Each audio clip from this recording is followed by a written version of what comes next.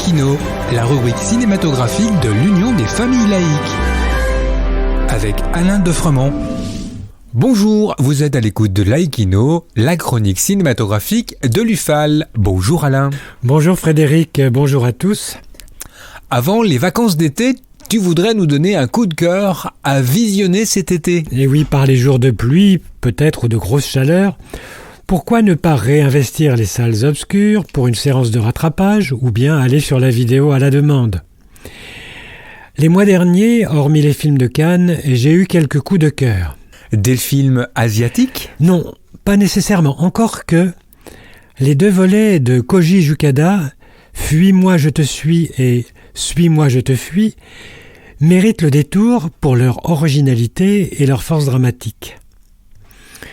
En revanche, si vous avez loupé le film de Guédiguian Twist à Bamako, réparez vite votre erreur.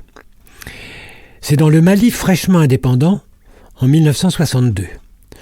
On y croise une jeunesse avide des plaisirs de la vie, mais aussi Samba, fils d'un riche commerçant qui se bat pour son idéal révolutionnaire. Guédiguian s'éloigne de Marseille et des Calanques, mais nous livre une œuvre magnifique. Le second, Nightmare Alley, du Mexicain Benicio del Toro, nous entraîne sur les traces de Carliste, apprenti voyant, c'est-à-dire qu'il fait de la magie et il se livre à la voyance, et il va escroquer l'élite aux USA dans les années 1940. C'est un film d'une maîtrise absolue, d'une rare élégance et passionnant de bout en bout. Vraiment à ne pas manquer.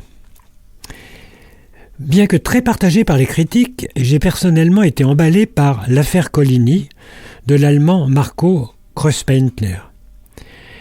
Basé sur des faits réels, c'est une longue enquête sur la personnalité de Maurizio Collini qui a bâti froidement un industriel allemand de nos jours dans un hôtel sans motif apparent. On y découvre la monstruosité de la loi allemande Dreher, instaurée en 1968, qui a laissé plusieurs milliers de criminels du Troisième Reich s'en sortir impunis. Allez Alain, un petit dernier. Eh bien, c'est un très beau film Bhoutan, oui, de la République du Bhoutan, qui s'appelle « L'école du bout du monde ». Ce film est réalisé par un cinéaste bhoutan, Pawo Dorji.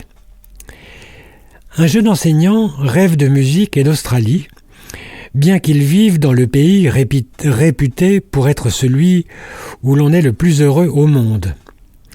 Mais pour parfaire sa formation, il doit aller enseigner dans un village éloigné de plusieurs jours de marche de la capitale du Bhoutan.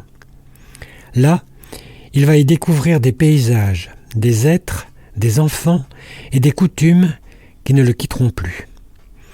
À 100 lieues d'être un documentaire gnangnan, c'est un formidable film d'initiation au bonheur, une belle réussite. Surtout, ne le manquez pas.